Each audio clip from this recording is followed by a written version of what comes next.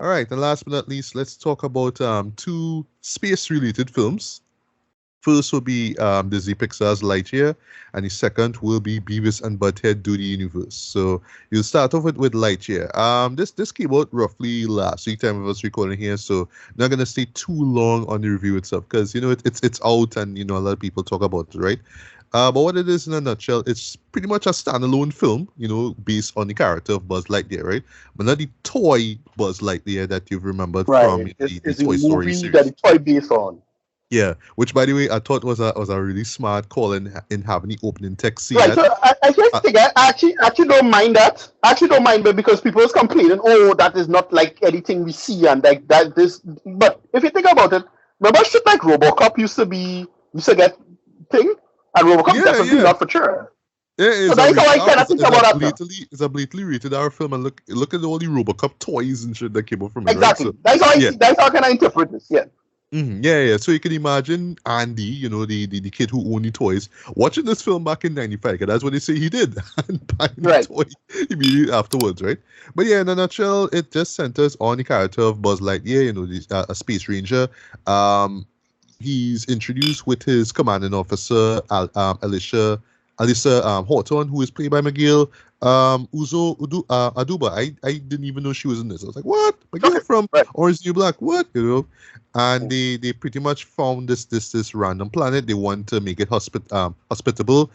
Yeah, but at the same time now, they more or less kind of crash land, like the ship itself crash lands, right? So they pretty much hatch this plan basically to try to get the ship up and running, right?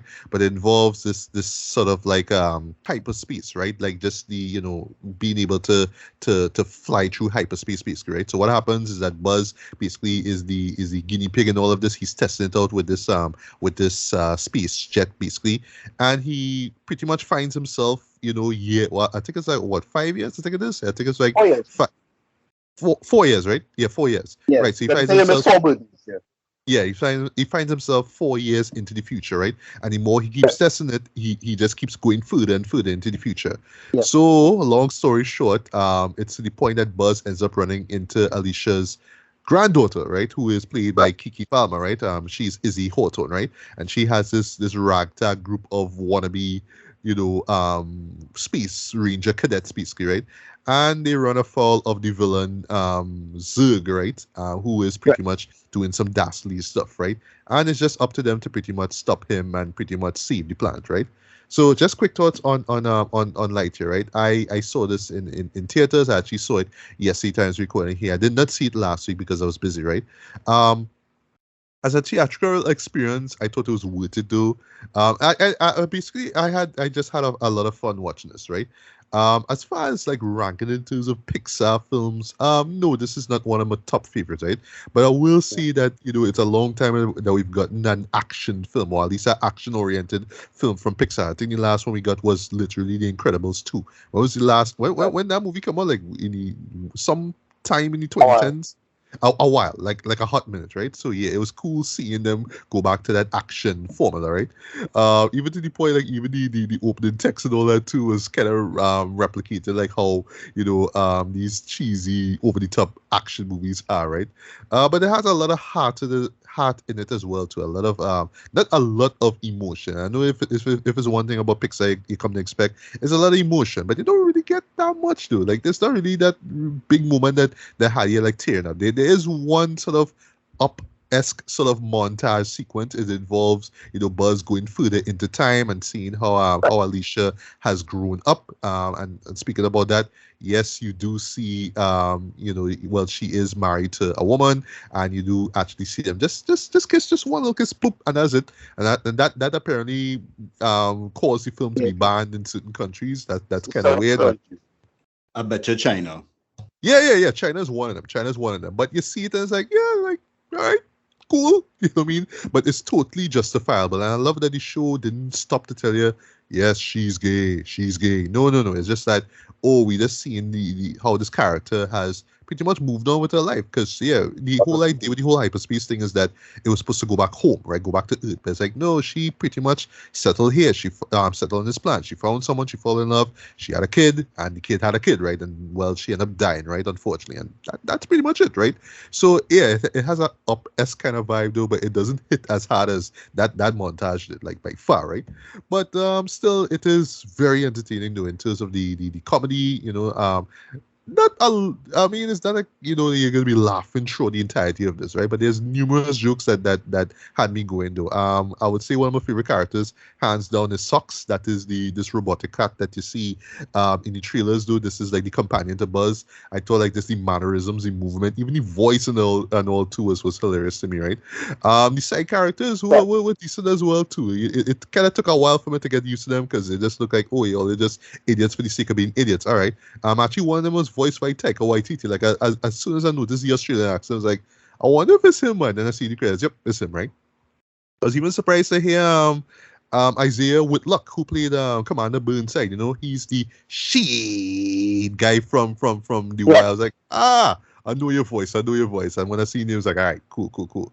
The story itself is decent for what it is, man. I love how it sticks with certain sci-fi tropes. Case in point, this running gag about him, like just recording, his movements, right? A la James T. Kirk from Star Trek, right? So he's doing the whole captain's log thing. Everybody kind of watching like, dog, why you narrated everything you're doing, So it's a nice little bit too.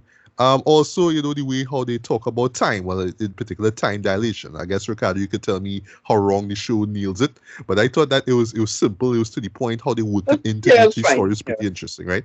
And last thing I'll say before I get to reading, the reveal of who the villain is actually makes sense in a kind of meta-ish kind of way, and I'll tell you why, without spoiling anything. Think about it. If Andy's playing with these toys, right? Think about it. He's kind of projecting his own personality into the toys. Think about that when you see the reveal of the villain, and it'll make a lot of sense. So that's how I look at it in a sort of a meta way. But then also in terms of what Buzz's conceit was, it actually makes sense as well. At first I was like, I don't know if this could work, but they somehow make it work. They somehow did. Because there's numerous instances where that could have all fall apart. I was like, all right, they handled it well. Not like they didn't go. I felt they could have gone a little deeper. If you understand what I'm saying. But they just kind of make it straightforward enough where it could be like, all right, I understand, and it's sci-fi, so okay, that's justifiable, and it's time travel and all that good stuff, right? What I will say though, just in closing, before I get to rating, I think the main reason why it sort of underperformed in the box office is, well, admittedly, this is something that you could kind of wait till it comes out on Disney Plus. You can kind of watch this in your house, right? I saw it in cinema. I enjoyed it in cinema, but admittedly, if you were to compare it to other Pixar films, this is one you can kind of wait till it comes out on Disney Plus and just rock back home and watch it, right? It's not like, say, what's this show by Encanto, where just off the visuals and the music alone, you could experience it on a big screen, right? But it's when it came out on Disney Plus, that's when everybody fell in love with it, right? Here's like sort of like the reverse of it. Like, I felt like we could have had this on Disney Plus, right? Especially given the fact that the character itself is not a new character. It's a character we've seen from since '95, right? If you were to compare it to something like, say, Turning Red, which I think should have been in theaters, right? Right. Yeah, I think that's really the main reason. Like, maybe Disney Plus or Disney was like, yeah, we could have put Turning Red in theaters. All right, we're not gonna make that mistake with Lightyear, so we put that in theaters. And now people are like, we could have watched this home, right? So I don't know. I guess it's just what we kind of like our comfort zones. I mean, like, are you willing to wait a few months till it comes out? Till it come out, or you're willing to shell out some extra bucks to see it, right? So I'll leave that up to y'all, right? But rating wise, I'll give this a very light 4 out of 5, man. I think that it is worth checking out though. If you want to see it on big screen, go see it on big screen. You'll have fun with it. But if you want to stay home and watch it, yeah, fine as well, man. But I will say, if you have the choice, if you have the option, I would say wait until it comes out, man, because it will be out on Disney Plus anyway, and you'll enjoy it and you'll appreciate it all the same. But as a standalone, entry in the Toy Story universe, if you will, this totally works, man. And now I'm wondering if we're gonna get one for Sheriff Woody in the near future, some Western, spin-off or something. I don't know. We'll see. All right, but Ricardo, your quick thoughts on Lightyear. Yeah, I really like the first half of this. The first half, pretty good. I was enjoying it. I was like, hey, this is going good. It worth my time. I was like, yeah, they're doing the thing. Right, And right, again, right. I know you in particular probably will love how they play on the sci-fi tropes. I know you'll love that. no, it's fine. I don't like whatever. It's a children's cartoon. I don't really find that wrong. It's fine. Like it's not, Pixar does sci-fi stuff solid anyway because like Wall-E was solid business. So whatever. And then I don't want to get into relativity. I'm not here to do a mathematician. No one cares. But like stuff like I was going good, and then him with the robot cat, that was good. And then they get to the with Taika. To Zoom. Like, No, sorry, yeah, not to Zoom. well, To who? that's okay. I didn't hear that. But like Oh, when they okay. get into with them character, boy, Taika Waititi character, it's like, Oh yeah, but the oh gosh, is his team? Yeah. I know what you mean. I know what you mean.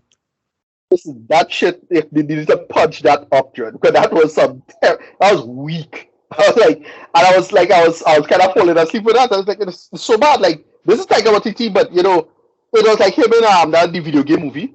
He just winging Oh it too gosh, much. what is my Yeah, new guy, yeah. yeah. He was just winging it too much. It's not funny. Sorry. You can't just tell people to just wing it, Jordan. You have to like write material, Jordan. And I felt that they could Well, have write here's the material. thing, you can't run on just an accent, right? Yes, Exactly. you have an Aussie accent, we understand, No, but he's that's a not funny dude. that's just funny.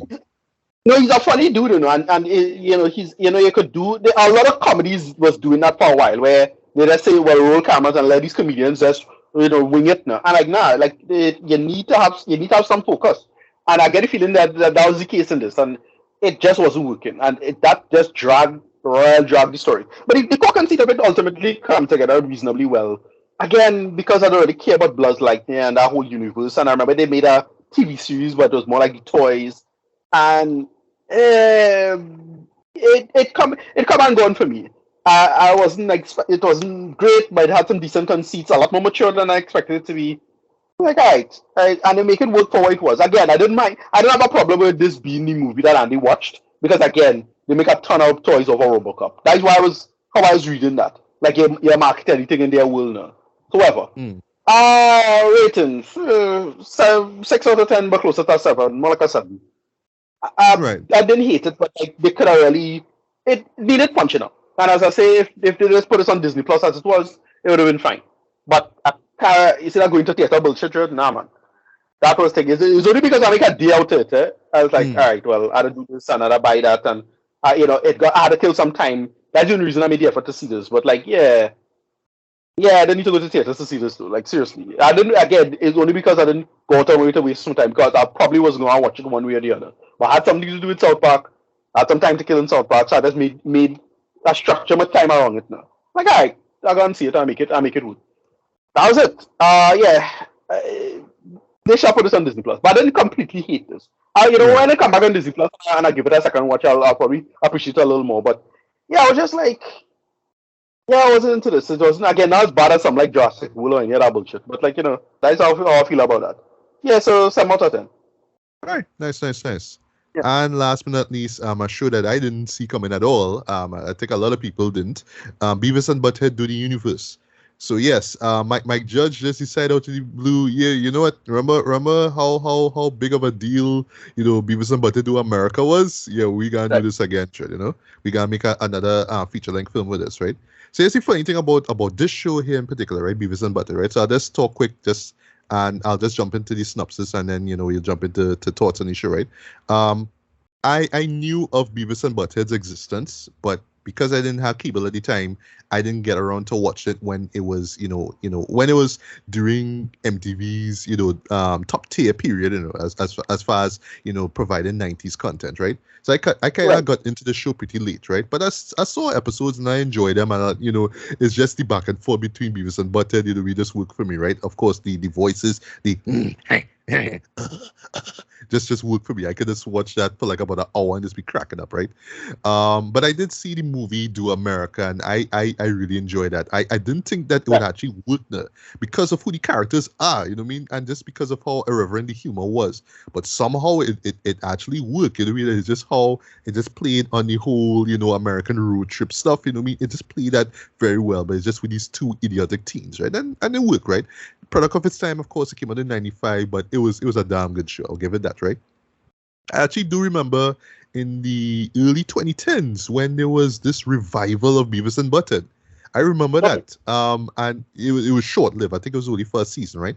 But I remember that. I remember like like in the old show where they used to have these bits where they used to like comment on like these metal and rock music videos. Right. But in this case here, they were like kind of looking at like existing TV shows, like reality shows on MTV and poking fun at those, right? Yeah, they, like a good chunk of the show was them just doing the Mystery Science Theater thing.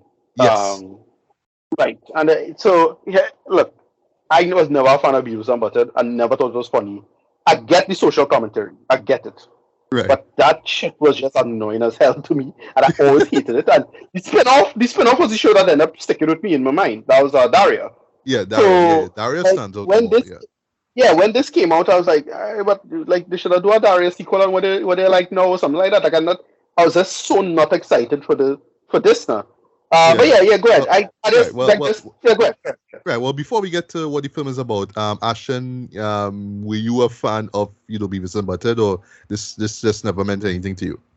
I'm actually a fan of Mike Judge, so most of the projects he works on, I appreciate. King of the Hill, yo. I like everything of his except for Beavis and Butthead. Well, as you said, Daria, right? And the space, King of the Hill, all the later stuff I like, but geez, right? This could not get to the Beavis and Butthead. That's the thing, right? With all Beavis and Butthead, there be no Daria, there be no King of the Hill, because that's where both these characters originally Yeah. So I appreciate the show for the social commentary of it. Like, these two idiots who could just go through life. I get it. But like, funny movie, I remember it being okay. Not super funny, but like I remember being it was kind of funny. But it is one of those I am 14, this is funny things. Like it was I can imagine like as a youth man, they're like, I wanna score too. You know what I mean? Right. Look at these men trying to score, I wanna do it too. The late 90s just was smoldering in that humor with Adam Sandler and all of that just juvenile stuff just coming to pass, making a movie out of it. So yeah, Beavis and Butthead was perfect for the time. But I just never find this goddamn show funny because that was the whole fucking show. Like, and then they just comment on videos and they play like the Mystery Science Theater thing. And look, I don't take a little bit of heat for this, but I don't love Mystery Science Theater as much as other people do. Like, I get why other people love it, but it never gets to me for the style of humor. So that style of humor. I was late to that boat. I was late for that. So, that's the problem. I think I was too late for the boat, but it was, it's one of these types of things that exist in the time. Like we talk about Martin, right? I can imagine a lot of people not liking Martin. But Martin is one of those things that just exists for the time, for a certain crowd. They tap into a certain demographic and aesthetic. That's it. Same thing with Beavis and Butthead. It just never stick with me. But, Mike Judge, all the other stuff, great. He knows social commentary, especially when it comes to work culture and, discipline, and especially everything in Texas. So, conservatism versus Democrat stuff and, all of that. Yeah. But this was a slug for me in that sense, right? Because like it really feel like something that came out in 1999, and now I, pushing forward to now, this isn't appealing to me at all. So it's like whatever. Well, just to jump into the film itself, right? So what I thought was pretty interesting is that they pretty much like sidestep everything that happened in the 2010s, though, because I know a lot of people don't even remember the soft reboot, if you will, of the show, right? Or I should say the revival of the show. It just kind of does away with that. Because this story pretty much is set in 98, right? So 2 years after Do America. Because Do America was 96, not 95. I made a mistake, right? So after the school science fair, this whole premise is dumb, Just so they pretty much burn down. Yeah, so pretty much they end up burning down this science fair, right? And the judge pretty much watched them and say, you know what? I see some potential in all there, and I think, with the space program being what it is, we need to prove to the rest of America that if we could take these two kids and make them like these shining figures of American space travel, then more people will want to be part of it too. So let me just sign them up for 8 weeks of being involved in space camp, basically. That whole premise is so dumb, but I was like, all right, let me just roll with it. It's a Beavis and Butthead, right? So they end up going, being involved in this well, pretty much a space shuttle endeavor. That's the name of it, right? Apparently there's this black hole and they need to inspect it before, it gets big and, catastrophic stuff basically, right? So of course it's Beavis and Butthead. They end up like just destroying the ship. But the captain of the group of the ship now, Serena, she survives, right? And she and a couple other people survive. And she ends up being this the governor now of Texas, right? And then she finds out, oh shit, well, okay, so I forgot to mention in the process, because she just more or less pissed off by them, right? Because they just just kind of, they just run up her news basically, right? So she kind of like kicks them out, so to speak, so they're in space, and they end up being sucked into the black hole. But that more or less sends them through time now, so they end up in 2022. Right. And this is where Serena is now governor of Texas, right? And then she realizes now, like, oh shit, they're alive now. And now she's like all Terminator style now, literally to the point that there's a moment where you're hearing this dun dun dun dun dun kind of music in the background. I was like, all right, I see what you're doing there. Okay, right? Yeah, so she basically wants to kill them, right?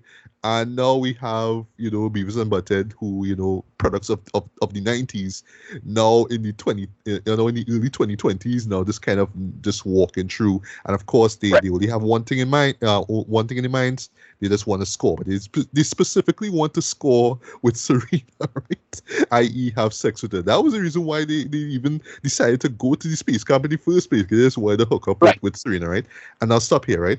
So just quick review of it, and then I'll jump into Ricardo, and then we'll end off with Ashton, right? So the tagline for this is the dumbest science fiction movie ever made, right? And yeah, this show pretty much lives up to that title, way. This is dumb AF. But I will lie to you, I enjoy watching this. I was chuckling. I was laughing. I had a dumb smile on my face from start to end. Yeah, a majority of this show worked for me, but I have to really applaud Mike Judge and the directors involved, right, for just sticking to the formula, boy. Because anybody go into this, even if you're a Beavis and Butthead fan, anybody will go into this and be like, "Dog, it's 2022, Jay. Why are we doing this shit? Like, didn't we not see?" Like, for a lot of people didn't even know about the 2010s revival, right? So yeah, it's like, well, it dated, so why are we doing this now? But to have these characters move from where they were popular to now, I just see how quote-unquote relevant the humor is, totally worked by, because they're still dumb, they still don't know what's going on in life, and it just works as this great, like, counterbalance to, it's the real world now, and everybody kind of moved on from this shit, so why are you talking about this, right? Like, case in point, it's a nice little bit involving white privilege, that's all I would say. How these two view white privilege, and how they explain to them what white privilege is, and how they... Why works is that my judge is a person who's balanced it reasonably well. So he had Tig Notaro come true, right?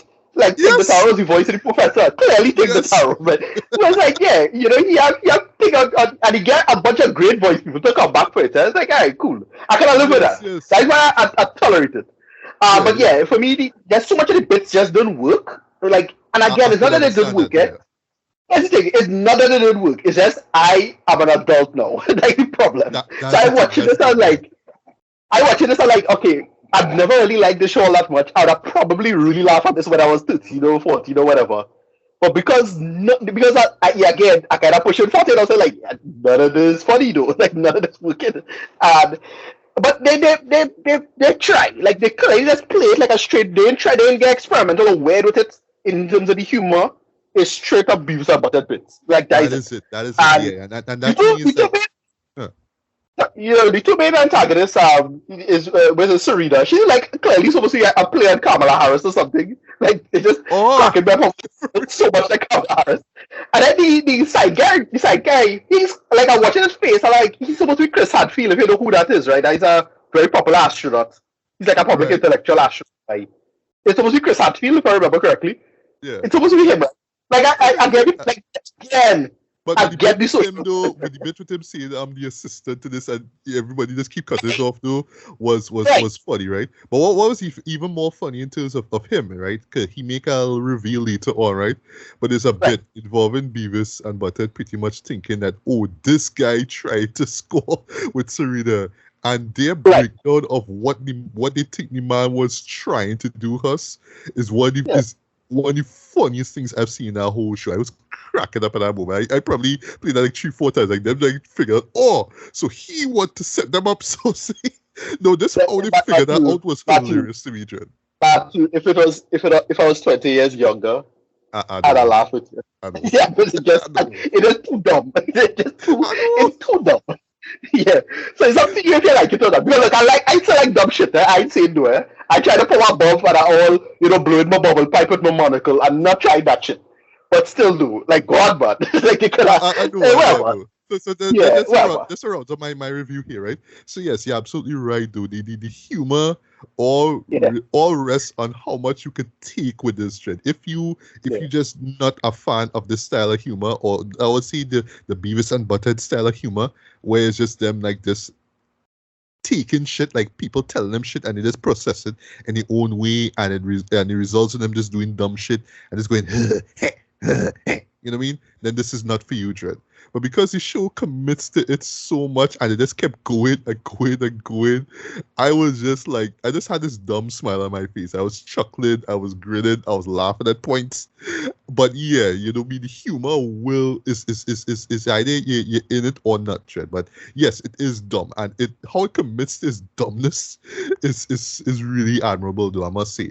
I'm also appreciate the animation as well too. They actually got Titmouse to come through and do some nice backgrounds and all that kind of stuff. I love what they do with the artwork. Make it more contemporary instead of the kind of flat kind of 80s kind of style that Beavis and Butthead had the initial show itself. Of course, Mike Judge, he is still Beavis and he is still Butthead. The side characters were great as well. I mean, Serena Ryan was funny as the antagonist, but also like the FBI guy, or I think he's like this scientist, whoever guy, and he keep talking about how he had to dissect them.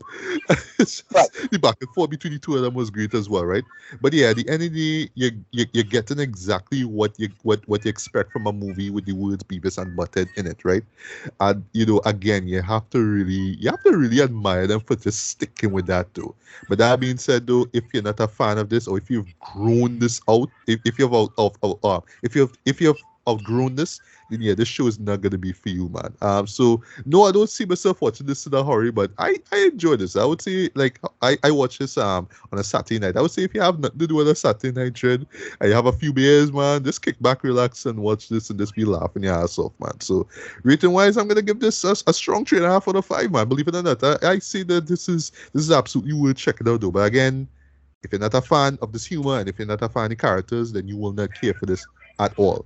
So Ricardo, tell me how wrong I am. Yeah, roughly the same. Again, you had to be into it. Again, I am 14. This is funny. That's basically what it was. And yeah, sorry, I am no longer 14. This is not funny. So nothing about this work for you? Too little of it work. It had bits. It had some bits that was like, all right, that's not so bad. Like the stuff with like when they the smart Beavis and saying. Oh yes, the smart Beavis and Butthead characters. Right, but they keep saying. They're saying words for humor. Like, there's a bunch of words of humor to show how smart they are. And it's like, oh, yes, very joyful. Yes, very, very, right. That's a funny bit. That's kind of fun. Because they're supposed to be smart, but then at the end they reveal that they're just dumb too. Because they say, hey, the plan can be anybody, can stop. Like, little stuff like that I like. Like, okay, that's kind of fun. That's about it. Like, it's so little of it doesn't work, though. And again, there are little guest bits in it. Like, the part with Take the Tower is okay. But it's like, it just, glad to see it have people who come through for it. That's about it. Like, it's like, all right. Like, just like Friends, they come through, they do a bit, they make it work. And again, because my judge is the kind of person who I always thought, why King of the Hill was such a great show. Is that, yeah, he kind of balanced politics and had always a kind of clear framework of how to think about politics in his own way, for what it is. And yeah, and this is the same stuff. It's like, it's good, but it's too juvenile, and you really have to be relying on the pure nostalgia, the whole thing for you to care. That's how I feel about it. So yeah, moving on. Rating, it's still fine. Like, it's still well made. It's spaced out reasonably well. It's almost actually Beat for Beat is very similar to Do America, if I remember correctly. It is. But rating at the point where they play a particular song on the road again. I think that song was in Do America as well, if I'm not mistaken. It'd be some of the same bits and beats to bring back Cornholio next, right? All that stuff now. Cornholio, right? So in terms of execution. No, the execution. It's not bad. Like again, if you're a fan of Beavis Butt-Head and you want that nostalgia, it works perfectly fine. But because it just didn't apply to me at all, it just kind of passed through better. Rating. I'll actually give it an 8 out of 10. It actually is well done for what it is. Okay. Like for what it is, it's well done. For what it is. It didn't appeal to me at all. Like none. Like almost none of it landed. And I was like, wait, boy. Listen, if you have Beavis Butt-Head, I'm sure you love this. So, more power to that type of person. 8 out of 10. All right. And last but not least, Ashton, your quick thoughts on Beavis and Butthead in the universe. You know what? I appreciate the callback to my younger days humor. So, the whole cornholio scene in the jail, that was just killing me. I'm like, these guys. Boy. I was like, it's hard to write We need this more kind TP. of stuff. Yeah, I was like, and how he started a riot because everybody's like, yeah, you know what? My bunghole needs more TP. So look to him as a legit leader, right? Again, is that Beavis and Butthead humor, guys? Yeah, I mean, hilarious. When they were in the science fair, Beavis was having like how he normally has, man. I always say this about this show. Beavis is the smart one, but I take that with a grain of salt, right? Yeah, and how he was coming up with the plan for what they could do to enter a project into the science fair. The joke about Beavis is that he's kind of like a little bit of a savant. Like that's the kind of the conceit, right? But he heavy on the idiot and slight on the savant. Yeah. But right. That's what we're going for, you know what I mean? We're not gonna watch Beavis and Butthead for a cinematic masterpiece. We're going for cheap laughs, quick laughs, and a little callback to your childhood. And I think they did a good job of that. As I said, I'm a Mike Judge fan, and even being a fan, I wasn't just gonna give it up like how I normally give it up. No, I'm not gonna, it's not like our first date, giving it up. Nah, I had to make him work for it, and I think he worked for it a little bit because it's hard to write that humor in this day and age. And as Matthew said, this come out from nowhere, and I appreciate that. I appreciate the fact that this came out of nowhere because it was so much better for me. But yeah, I would give it a nice little 6 out of 10, and I think that's a decent enough grade for it. Yeah, it was fun. Had a good time. All right, nice.